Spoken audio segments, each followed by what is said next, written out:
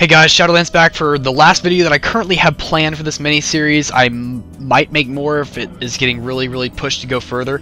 But this is the concept of free will that I mentioned I would talk about in my last video about multiple realities, which was kind of a spot-on video. I originally only had like 4 or 5 videos planned, and I ended up making that one too. But anyway, so this is the question, and I'm going to pose you guys a question. What makes us different from animals? And I want to say that there was something I brought up in my last video, that humans ask the question why.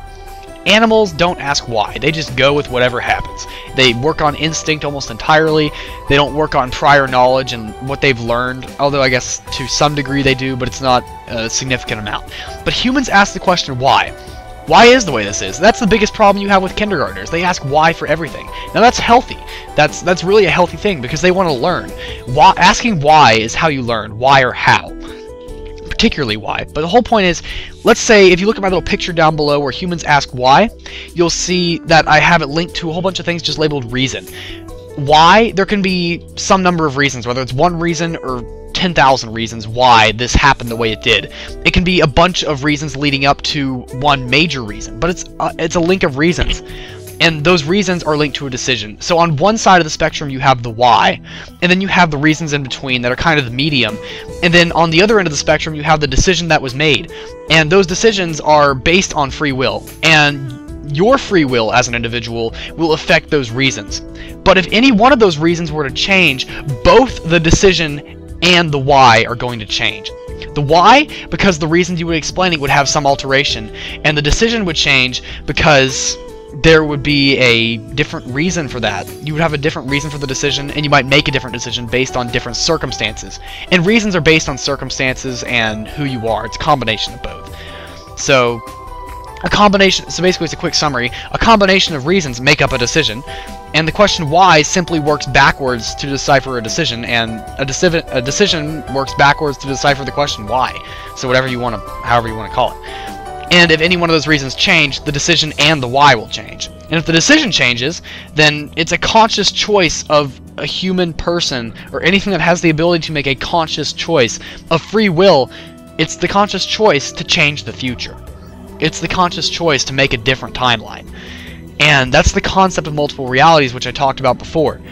And then there's this whole thing of a conscious choice. That is free will. And free will, defining thing of that is the ability to choose at least some of the time.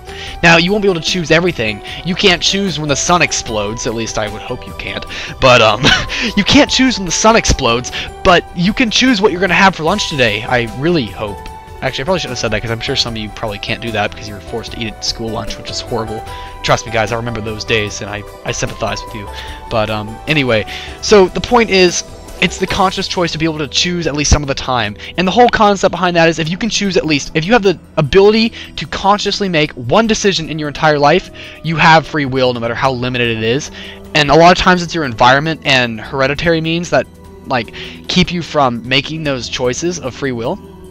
That's really well illustrated, actually, by, if you guys have read Grapes of Wrath, that's really well illustrated by the Jode family, who are theoretically forced, although they make the choice to leave themselves. They could have stayed behind in Kansas or Kentucky or wherever the crap they were. Oklahoma, I think it was. Yeah, Oklahoma. And not go to California. I mean, obviously everyone wants to go to California because it's California and that's where I live. But anyway, they all want to see me because I'm so special. But anyway, I hope you guys really enjoyed this little mini-series. I know it's been dragged on for a while. I don't know how many of you guys are actually enjoying watching this. But if you guys like it, drop a comment, drop a like. And if it gets really good ratings, or if it gets really good comments, or if I get good PMs about it, I'll consider making more mini-series like this, or maybe I'll continue this one if you guys enjoy this one for some reason. But I highly suggest you guys read Grapes of Wrath and things by Vonnegut, specifically Slaughterhouse-5. Galapagos is another interesting one to read, but there's a lot of great reads out there, and I hope you guys do that. The way I got to thinking the way I do is because I read these kind of books, and I enjoy them. So, thank you guys for watching this. Please rate, comment, subscribe. Really important this time, especially the subscribe part and the rating and the commenting part, all that stuff. But I will see you guys in the next video. Shadowlance out.